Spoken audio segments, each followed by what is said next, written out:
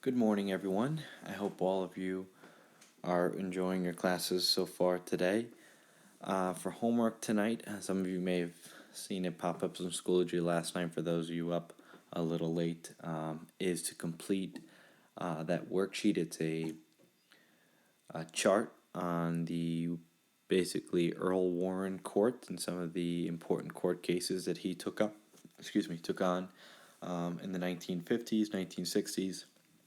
So look at those court cases, the decision and significant aspect of each of those cases, and then answer A and B in the skills activity section. So just put that chart into a note and notability, and then underneath that, answer the two questions, and just get that back to me by Thursday, 3 p.m. All right, today make sure you get the Montgomery bus boycott worksheet to me back by 3 p.m. today, and then make sure you get the Warren Court worksheet to me by 3 p.m. Thursday. If you could take out your notes, we are going to talk about some important court cases that took place during this civil rights movement that helped expand the role for the government in a matter of civil rights. So section 2, we're going to start talking about the expanding role of the government. On this picture here, you can see kind of cartoon drawing of Supreme Court Chief Justice Earl Warren, who was a former California governor in the 1940s, and President Dwight D. Eisenhower appointed him to the Supreme Court, expecting this former Californian governor to keep the court on its conservative course of respecting past decisions or precedents. Instead, a year later, in 1954, Earl Warren and the Supreme Court broke all precedent with its groundbreaking decision in Brown v. Board of Education, which we talked about yesterday. So it had the opposite effect that President Eisenhower kind of hoped.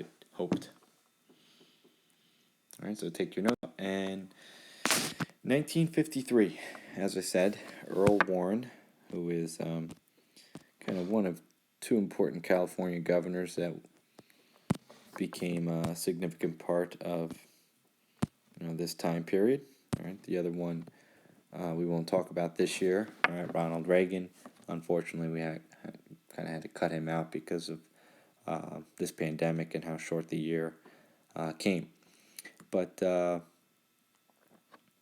as protests expanded and the call for civil rights and equality grew louder and louder, the government responded.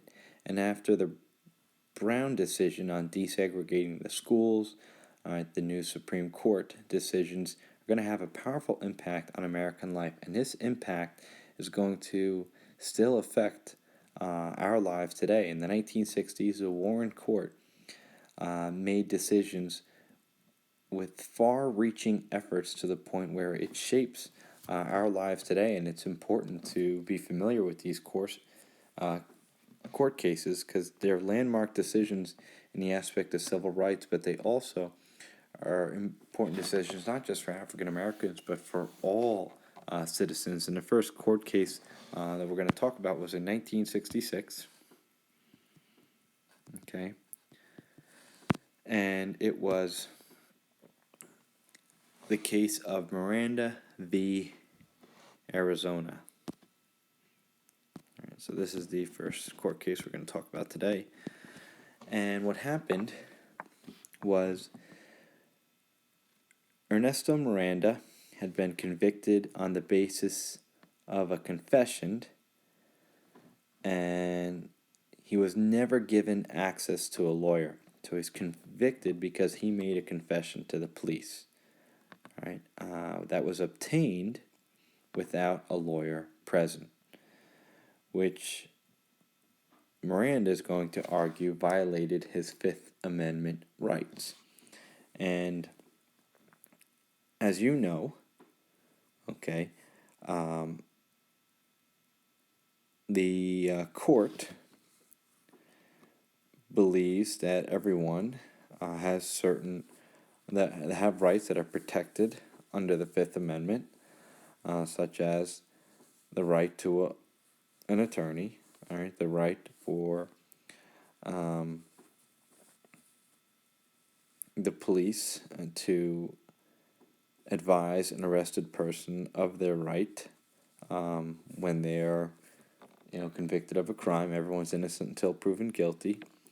If you ever hear someone say plead the fifth, it's because of this court case. All right, and as a result of this court case, all right, the court is going to eventually overturn the guilty verdict. Miranda is no longer found guilty. And as a result, police must now advise a person when they are arrested of their right to remain silent and to have legal counsel.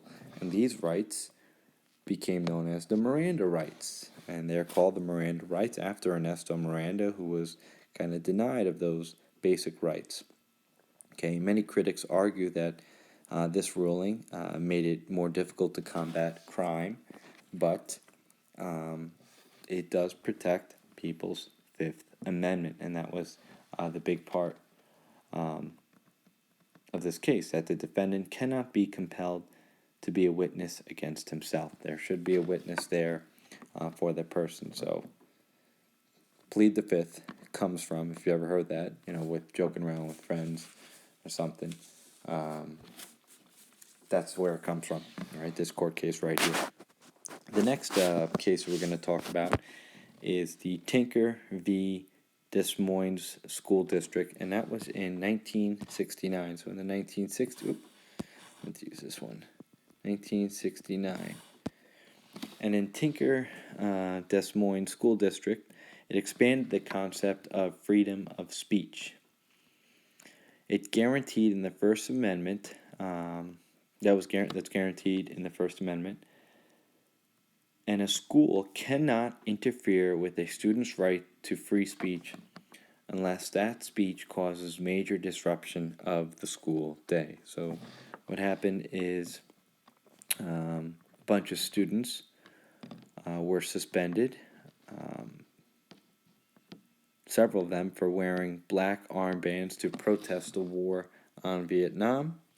The school administration suspended them, and eventually these students, all right, one of them by the name of Tinker, sued the school for violating their First Amendment right, and the court's going to rule that the school administrators did in fact violate this free speech, all right, and the school cannot interfere with the student's right to free speech unless the speech causes major disruption of the school day. So if there's speech that causes major disruption to the school day, yes, the school administrators can step in. But if the students are speaking out about a public issue such as the Vietnam War, or maybe if it's another major event going on, like if one of you wanted to speak about the pandemic and you want to be back to school in September, all right, you can speak about that.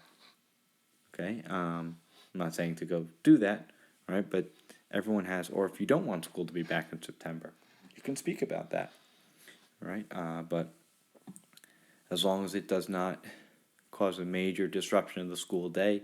Now, times are a little bit different. This court case has kind of been expanded on, especially with some things that are happened in our society, specifically with the mass shootings in schools. There has been more policing by administrators and even police officers on social media and through speech if there's anything that could be a disruption to school day or a threat to a school, all right, which is kind of evolved from this case as well. All right, but these are two important cases under the Warren Court that you need to know. And then on the next, on this you can see right here, you can see the Miranda rights, which came from that first court case we talked, Ernesto Miranda v. Arizona. And these Miranda rights, if a police officer never reads them to you, all right, you can easily be discharged, for a crime. okay, or from being arrested. Now, don't ever, hopefully you never have to hear these. You should never have to hear these rights, Miranda rights, or if you are a police officer, you do have to know these. So maybe if your parents are police officer, they know these by heart, or you have the right to remain silent. Anything you say will be used against you in a court of law. You have the right to talk to a lawyer and have her present with you while you are being questioned. If you cannot afford to hire a lawyer, one will be appointed to represent you before any questioning if you wish. Right? So you have the right to remain silent. That is, the big point under the Miranda rights. And the fifth one, you can decide at any time to exercise these rights and not answer any questions or make any statements. And then at the end, the police officer doesn't say waiver, but then says, do you understand each of these rights I've explained to you? And having these rights in mind, do you wish to talk to us now? Okay, so maybe you've heard these before. Maybe mom and dad know them if they're a police officer. Okay, but these Miranda rights would not exist if it wasn't for the Warren Court, in that case, Miranda v. Arizona. So just this one slide today. Tomorrow we're going to talk about JFK's brief presidency and his position on civil rights, and we'll talk about his assassination and how that had an impact in American society. We'll talk about that Thursday. Tomorrow's your activity day. So thank you guys. I know it's a short video today. You can get started on that worksheet if you haven't done it already, and enjoy the rest of your day. Thank you for your attention. Have a great day, everyone.